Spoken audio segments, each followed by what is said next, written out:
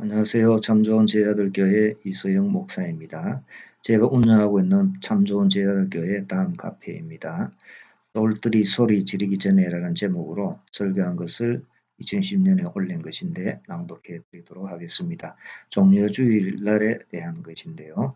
본문은 누가복음 19장 28절에서 48절 말씀이 되겠습니다. 저희 집 뒷동산 언덕에 봄을 알리는 진달래꽃이 피어있는 것을 볼 수가 있습니다. 언제나 보아도 아름다운 꽃이 아닐 수 없습니다. 이럴 때 시 한 수가 생각이 납니다. 김소월의 진달래꽃입니다. 나보기가 역겨워 가실 때에는 말없이 고이 보내드리오리다. 영변의 약산 진달래꽃 아름다다. 가실 길에 뿌리 오리다. 가시는 걸음걸음 놓인 그 꽃을 사뿐히 재려밟고 가시옵소서. 아픈 마음을 멀리하고 나의 마음이 담긴 진달래 꽃길을 만들어 기꺼이 보내드리겠다는 애틋한 사랑을 느낄 수 있습니다.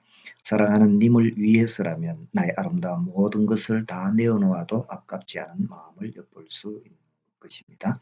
종려주일은 예수님께서 예루살렘에 마지막으로 입성하실 때 많은 무리들이 종려나무 가지를 길에 펴고 호산나 찬송하리로다. 주의 이름으로 오시는 이스라엘의 왕이시여 라고 크게 소리 높여 외친 것을 기념하는 날입니다. 예수님을 사랑하는 많은 사람들이 영변의 약산 진달래꽃을 아름다다 가시는 길에 뿌리는 심정과 같이 종려나무 가지를 아낌없이 고이 펴서 드린 것이죠. 그들은 예수님께서 그 종려나무 가지를 사뿐히 들여밟고 가시기를 원한 것입니다. 이들의 환호를 받으면서 예수님은 선지자를 통해 예언하신 대로 겸손하게 어린 나귀를 타고 입성하셨습니다. 그런데 예수님은 평소에는 걸어다니셨죠. 또 걸어다니시면서 선한 일을 하시고 마귀에게 눌린 모든 사람들을 고치셨습니다. 예수님은 말을 타거나 나귀를 타고 먼 산을 구경하듯이 다니지 않으셨던 것이죠. 또한 건성건성 걸어다니지도 않으시고 동네마다 들러서 한 사람 한 사람을 세밀하게 돌보시고 치료하시고 천국 복음을 전파하신 것입니다. 자, 그런데 오늘만큼은 특별히 걷지 않으시고 어린 나귀를 타셨습니다. 예선 장군처럼 의기양양하게 호화롭게 꾸민 말을 타고 입장하지 않으셨죠. 초라한 구유에서 태어나신 것처럼 초라한 어린 나귀를 타고 겸손하게 입성하신 것입니다. 우리가 왜 예수님을 찬양합니까? 예수님은 참으로 좋으신 분이시기 때문이죠. 예수님 우리 눈에서 눈물을 씻어 주십니다. 고통과 슬픔이 사라지게 해주시고 기쁨을 주십니다. 죄에서 단순히 구원만 하신 것이 아니라 생명수 샘가로 인도하셔서 보다 더 큰 기쁨을 주시는 분이시기에 찬양드리는 것입니다. 예수님이 이처럼 우리의 군림하러 오신 왕이 아니시죠. 오히려 예수는 우리에게 이 기쁜 좋은 것을 주시고 진심으로 섬기기 위해서 오신 겸손한 왕이십니다. 진정 자신의 백성을 사랑하시는 왕이신 것이죠. 자신의 모든 것을 희생시켜서라도 우리에게 모든 좋은 것을 주시는 그러한 분이시죠. 그 왕이신 예수님께서 5일 후에 십자가를 지시로 어린 나귀를 타고 베다니에서 예루살렘에 오신 것입니다.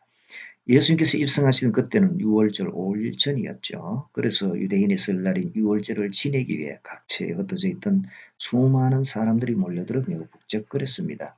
그럴 때 하루 전날 죽은 나사로를 살리신 예수님께서 그 이튿날 오시자 온 성이 시끌시끌해졌습니다. 이때 예수님을 잘 알지 못하는 무리들은 이 사람이 누구냐라고 물었습니다. 이에 예수님을 환호한 사람들은 갈릴리 나사렛에서 나온 선지자 예수님이시다고 대답했습니다. 예수님께서 오신 것에 대한 반응이 이렇게 각각 다릅니다. 본문 37절을 보면 제자의 온 무리가 자기들이 본 바 모든 일로 인하여 기뻐하며 큰 소리로 하나님을 찬양하여 라고 하고 있고요. 이 사람들은 죽은 나사로가 살아난 것을 본 사람들이죠. 병을 고치고 마귀에게 눌린 자를 고쳐주시는 것을 본 사람들이기에 예수님을 찬양했던 것입니다.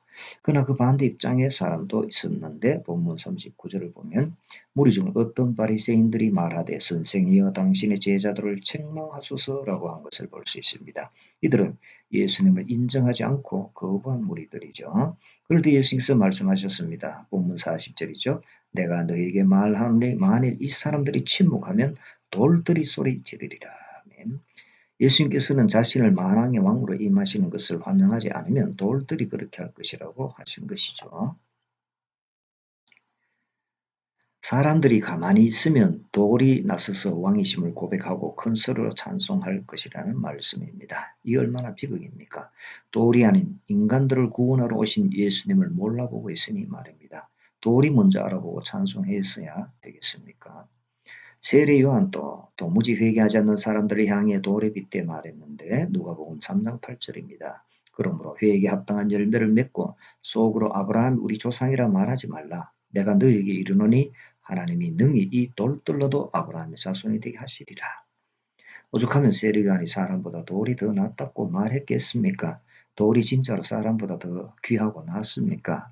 그렇지 않죠. 그러나 사람이 사람답지 못하고 사람 구실 못하면 돌보다 못하게 된다는 것입니다. 그 당시 사람들을 보면 이 돌보다 못한 사람들이 많이 있었습니다. 형식적인 신앙을 가진 사람, 왕이신 예수님을 빼놓고 사람이 주인이 된 사람들이 많이 있었습니다. 이 사람들은 예수님을 환호하는 사람들을 비난하고 책망하고 어리석게 여겼습니다. 그러다가 나중엔 결국 예수님을 십자가에 처형하도록 부추겼죠. 이들은 진정 돌보다 못하죠. 자신은 아브라함의 자손이라고 생각하고 있었지만 아니었습니다. 이 사람들은 성전에서 예배를 잘 드리고 있다고 생각했지만 아니었습니다. 예수님께서 보실 때는 돌보다 못한 존재였죠. 그들의 정체는 곧 탄로가 납니다. 왕이신 예수님을 철저히 외면하고 자신들만의 이익을 위해 산 것이 탄로가 납니다. 그래서 예수님께서 예루살렘에 들어오셨을 때 사람들은 환호하고 떠들썩했지만 예수님은 우셨습니다. 42절에 보면 가까이 오사 성을 보시고 우시며라고 했습니다. 예수님이 이스라엘이 곧 멸망당할 것을 바라보시고 마음이 찢어질 듯 슬퍼하셨습니다. 자식들은 땅에 멸침을 당하고 성벽과 성전에 오른 돌 위에 하나도 남아있지 않을 정도로 철저하게 망할 것을 미리 보셨기 때문입니다. 왜 그렇게 철저하게 망했습니까? 돌보다 못한 사람들이 돌로 지은 성벽과 성전에서 돌보다 낫다고 착각하고 살았기 때문입니다. 실상은 그렇지 않은데도 말입니다.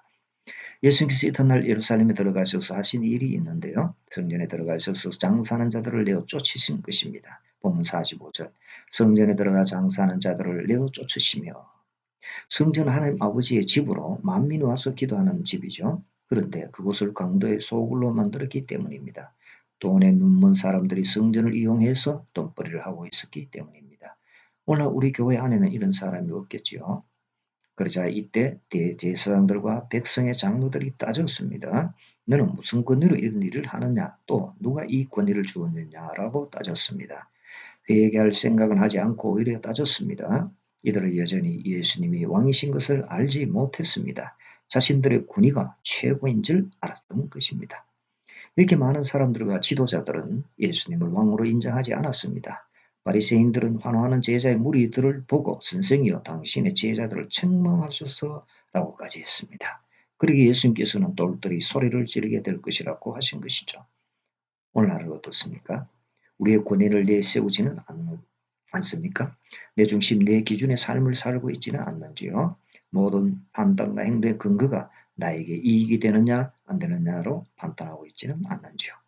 급할 땐 왕이신 예수님께서 오셔서 문제 해결을 해달라고 조르면서 정작 줄 성수하고 11조 드리라 전달하는 왕의 명령을 들을 땐 왕료로 여기지 않고 무시하지는 않는지요. 그러면 돌들이 소리를 지를 것입니다. 예수님은 나의 왕이십니다. 라고 말입니다. 예수님은 진정 우리 왕이십니다. 그럼도 불구하고 우리가 예수님을 우리가 필요로 할 때 언제든지 부리는 하인처럼 여기면 우리는 돌보다 못한 존재가 될 것입니다. 그러므로 우리는 돌들이 소리 지르기 전에 예수님을 우리의 왕으로 모시고 찬송해야 할 것입니다. 그러므로 우리의 종려나무까지 곧 우리가 가진 귀한 것을 예수님께 아름답게 드려야 할 것입니다. 영변의 약산 진달래꽃을 아름다다가 사랑하는 님에게 드리는 그 마음으로 예수님께 드려야 하지 않겠습니까? 우리가 예수님께 존경심을 어떻게 표시할 것입니까? 입으로만 호산나라고 말하고 말 것입니까? 그 당시 제자의 온 무리들은 찬양할 뿐만 아니라 자신의 종려나무 가지도 기꺼이 드렸습니다. 우리 역시 우리가 가진 귀한 것을 그의 발 앞에 내어드리지 않으시겠습니까? 사랑하는 성도 여러분, 오늘은 종려주일입니다. 예수님께서 나의 왕으로 오셔서 나를 구원하시러 예루살렘 성에 들어오신 날입니다. 예수님은 나의 영원한 생애를 아름답게 책임져 주시고 나를 섬기기 위해서 오셨습니다. 오늘은 그 예수님을 맞이하는 날입니다. 그러므로 우리는 오늘 단 하루만이라도 돌들이 소리 지르기 전에 예수님을 나의 왕으로 인정하고 찬양하며 예수님께서 사뿐히 죄를 받고 가시도록 우리의 귀한 종려나무 가지를 예수님 발 앞에 아름답게 베어드리시기를 바랍니다. 감사합니다.